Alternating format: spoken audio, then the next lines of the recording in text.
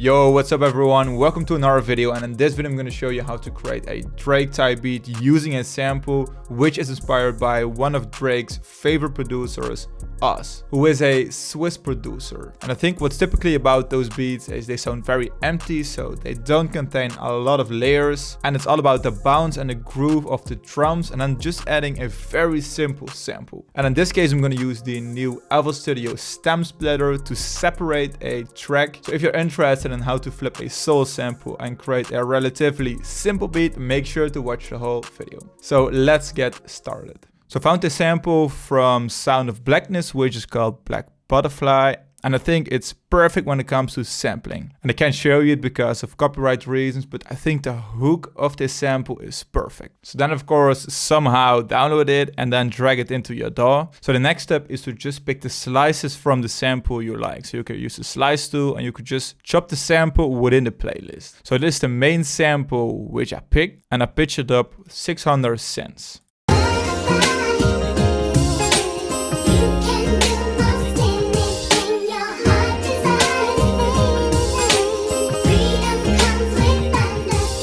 So the next step is to separate the layers, and we can simply do this by pressing this icon right here and then select extract stems from sample. And then we could simply extract the drums, the instruments, the bass and the vocals. So after we've extracted the stems, it sounds like this. We could very easily just disable the elements we don't need. So in this case, I don't want the drums and I don't use the instruments. So we just have the bass and the vocals.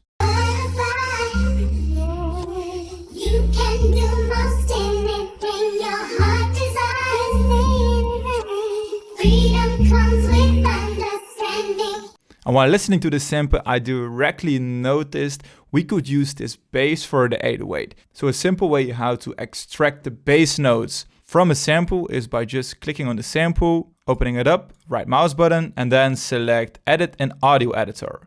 So right now we're opening up Edison, and we could simply press this icon and then select Detect Pitch Regions. So right now, as you can see, all the pitch regions are detected, and we could simply convert this to a MIDI score. So I found this 808.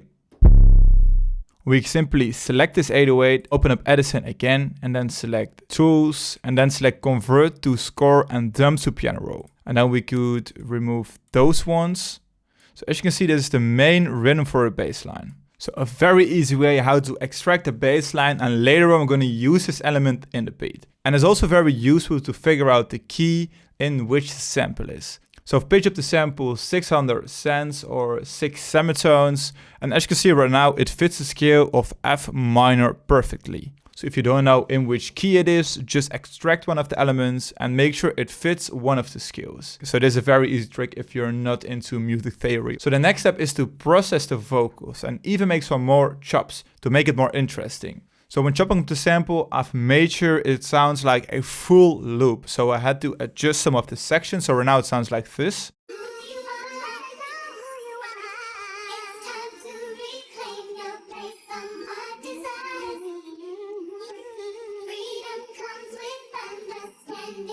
And this sounds like a full loop, which is perfect to use in one of the beats. But first we have to apply some effects. So it still sounds very phased, you can still hear some instruments playing in the background, but there is an easy fix to basically destroy the sample again. So we're gonna open up the mixer and add some effects. So first we want to clean up the sample, so we remove some of the low frequencies, which we just don't need, and we remove some of the high frequencies. An element which directly solves the weird sound when it comes to extracting sounds is using a chorus. So this one softens up the sound and make it just sound way much better. So let's have a listen right now.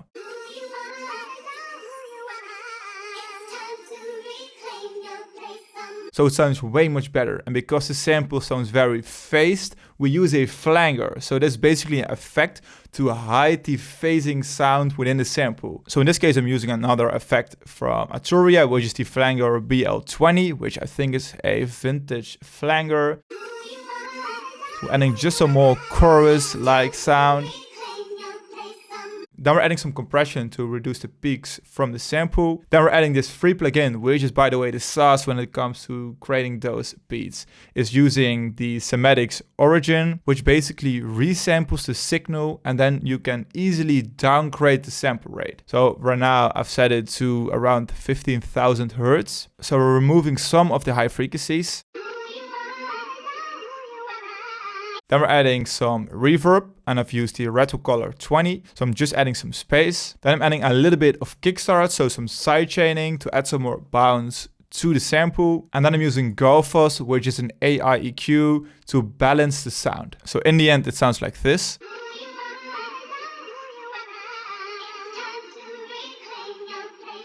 Somehow it sounds very clean, and I think it's perfect to start off when creating a full beat. So sampling could be this simple if you know what effects to apply. So I would recommend adding some chorus, downgrading the sample rate, for example. Just make sure it sounds vintage somehow. So right now we're going to start off by adding some drums. And in most of the cases when Oz creates those beats, they are very, very simple. So we're just going to use a very simple clip. And I'm using the samples from the Blackout drum kit. And I'm using clap 23.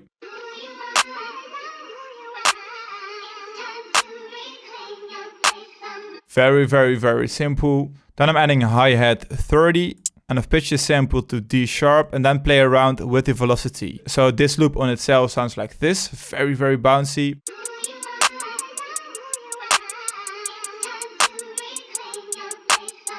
So we don't add any rolls, we keep it as simple as possible. Then we add the 808, which we've already added.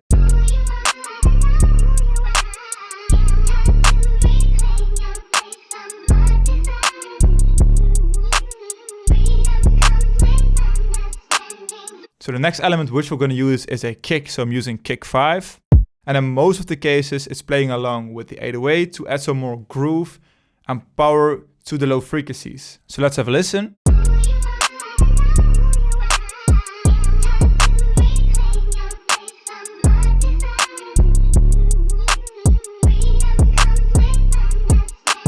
So because the 808 is very simple, I think the kick is a great addition. And because the kick and the 808 contain a lot of the same frequencies, in this case I've sidechained the 808 to the kick. So you can simply do this by selecting the kick and then press right mouse button and then select sidechain to this track. And then open up a kickstart or a sidechain plugin you prefer and then go to processing and then select sidechain 1. So right now every time when a kick is playing, it's sidechaining the 808.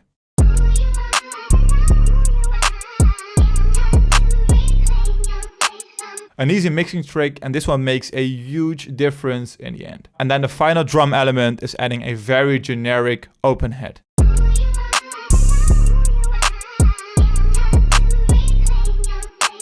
So still it sounds too empty, so I don't just want to add this sample. It needs another element, but still I want to keep it as simple as possible. And we listen to some beats which are created by us. In most of the cases a simple pad is used, which is just playing a very simple chord progression. So I'm using Analog Lab Pro and I'm using the preset which are called Digital Strings, which sounds like very unique pad. And then I wanted to just add a simple minor chord progression. And then we're simply going to count the notes. So 2, 3, 4, 5. And then we want something which pitches down. So we copy this one over. So I'm making sure this chord progression fits the scale. So this is a very simple chord progression.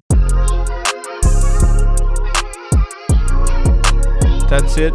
Copy it over.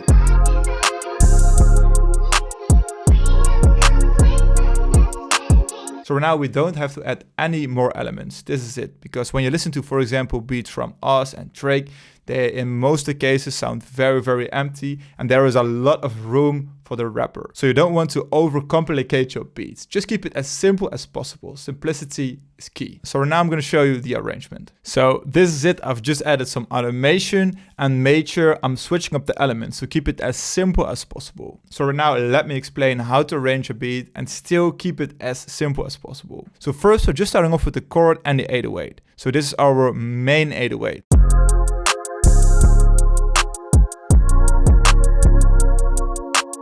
I'm also switching up the kick, so I'm making sure the kick sounds as simple as possible.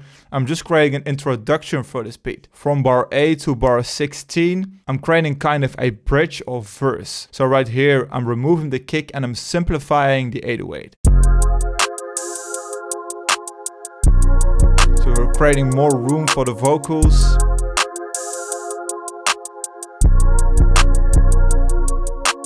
Again, keep it as simple as possible and basically recycle the elements which you've already added. So right now, this is the main part or the hook of the beat. So all the elements are playing, except the open head. So because the vocals and the pads are playing, I've removed the open head to leave some room for the artist. So right now it sounds like this.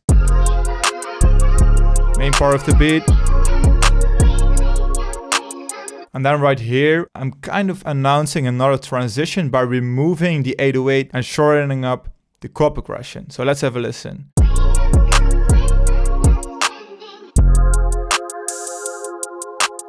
So the listener knows something new is coming in or something is switching up. And again, this makes it interesting and just keeps the beat interesting. And then I'm just basically repeating this arrangement. But in the end right here, I'm creating kind of a slowdown. So I've automated the master pitch right here. You can simply do this by pressing right mouse button and create automation clip. And then I'm pitching this one down 12 semitones. So let's have a listen.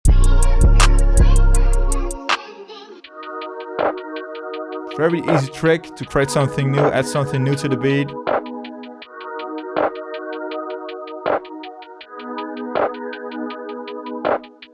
Very drowny, very spacious outro.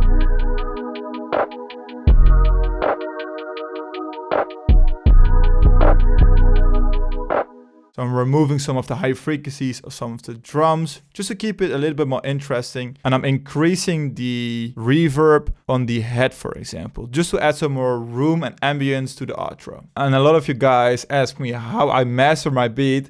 It's very, very simple. So in almost all of the cases, I'm adding some drive or saturation. So in this case, subtle saturation around 5 to 10%, just to reduce the peaks and basically glue the signal together, especially when you're using an 808 like this, which uses a lot of room within the mix. Then I'm panning some elements to the left and the right to give them an individual space within the mix. Then I'm using Golf Fuzz and Master to balance the output signal. So I'm brightening up the signal a little bit. And I'm making sure there are no peaks within the frequency spectrum. So in the end, the beat sounds very balanced. Then I'm using an Ozone 10, using an imager, and I'm making sure the low frequencies are on mono. So I'm preventing any stereo issues. So you don't want anyone to download your beat and the low frequencies, for example, are on stereos. It's definitely a no-go. And then I'm just simply maximizing the beat using a true peak, ceiling at minus 0.1. And in this case, I could increase the beat by minus 8.3 dB. So I'm basically increasing the volume until the 808 hits 0. And that's it for this beat. I hope you enjoyed it. If you did, make sure to leave it a thumbs up and subscribe if you haven't already. And right now, let's listen to the final result. And I hope you have a great day and create some awesome music. See you in the next one.